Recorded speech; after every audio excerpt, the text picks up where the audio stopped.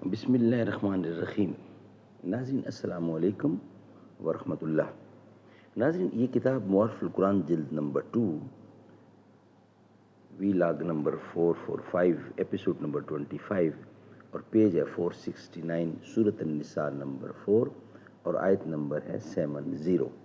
ناظرین ہیڈنگ ہے رسول اللہ صلی اللہ علیہ وسلم کی رفاقت کسی رنگ و نسل پر موقوف نہیں، یہ ہیڈنگ ہے آج کا۔ ناظرین یہ کتاب قرآن کریم، ناظرین اس کتاب کا ٹائٹل ہے معارف القرآن جلد نمبر 2، سورۃ آل عمران سے لے کر سورۃ النساء تک، پارہ نمبر 3 کا رکوع نمبر 9 سے لے کر پارہ نمبر 6 کا رکوع نمبر ہے 4، اور رائٹر اس کتاب کے حضرت مولانا مفتی محمد شفیع صاحب عثمانی رحمۃ اللہ علیہ، مفتی اعظم پاکستان۔ نحمده ونصلي على رسوله الكريم، بسم الله الرحمن الرحيم۔ قال النبي صلى الله عليه وسلم خيركم من تعلم القرآن وعلمه۔ بہترین لوگ وہ ہیں جو خود بھی قرآن پڑھیں، دوسروں کو پڑھائیں، سکھائیں اور لکھائیں، سمجھائیں۔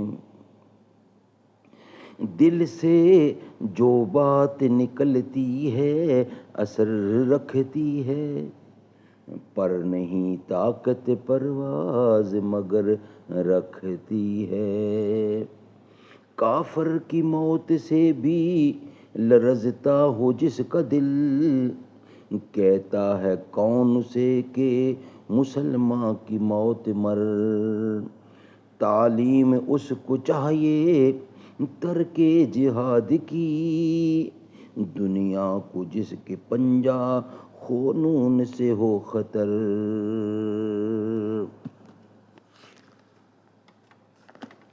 رسول اللہ صلی اللہ علیہ وسلم کی رفاقت کسی رنگ و نسل پر موقوف نہیں، یہ ہیڈنگ ہے۔ طبرانی نے معجم کبیر میں حضرت عبداللہ بن عمر کی یہ روایت نقل کی ہے کہ ایک شخص حبشی حضرت صلی اللہ علیہ وسلم کی خدمت میں حاضر ہوا اور عرض کیا، یا رسول اللہ صلی اللہ علیہ وسلم، آپ ہم سے حسن صورت اور حسین رنگ میں بھی ممتاز ہیں اور نبوت و رسالت میں بھی، اب اگر میں بھی اس چیز پر ایمان لے آؤں جس پر آپ ایمان رکھتے ہیں اور وہی عمل کروں جو آپ کرتے ہیں، تو کیا میں بھی جنت میں آپ کے ساتھ ہو سکتا ہوں؟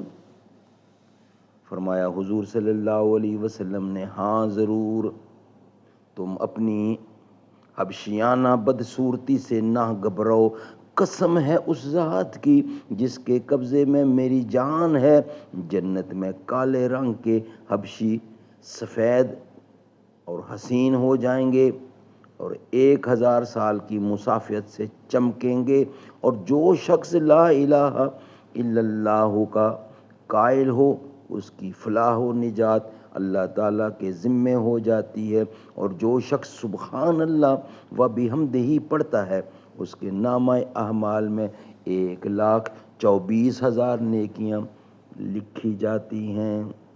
یہ سن کر مجلس میں سے ایک شخص نے عرض کیا، یا رسول اللہ، جب اللہ تعالیٰ کے دربار میں حسنات کی اتنی سخاوت ہے، ہم پھر کیسے ہلاک ہو سکتے یا عذاب میں کیسے گرفتار ہو سکتے ہیں؟ آپ نے فرمایا، یہ بات نہیں، حقیقت یہ ہے کہ قیامت میں بعض آدمی اتنا عمل اور حسنات لے کر آئیں گے کہ اگر ان کو پہاڑ پر رکھ دیا جائے تو پہاڑ بھی ان کے بوجھ کا تحمل نہ کر سکے، لیکن اس کے مقابلے میں جب اللہ تعالیٰ کی نعمتیں آتی ہیں اور ان سے موازنہ کیا جاتا ہے تو انسان کا عمل اس کے مقابلے میں، ان کے مقابلے میں ختم ہو جاتا ہے، مگر یہ کہ اللہ تعالیٰ ہی اس کو اپنی رحمت سے نوازیں۔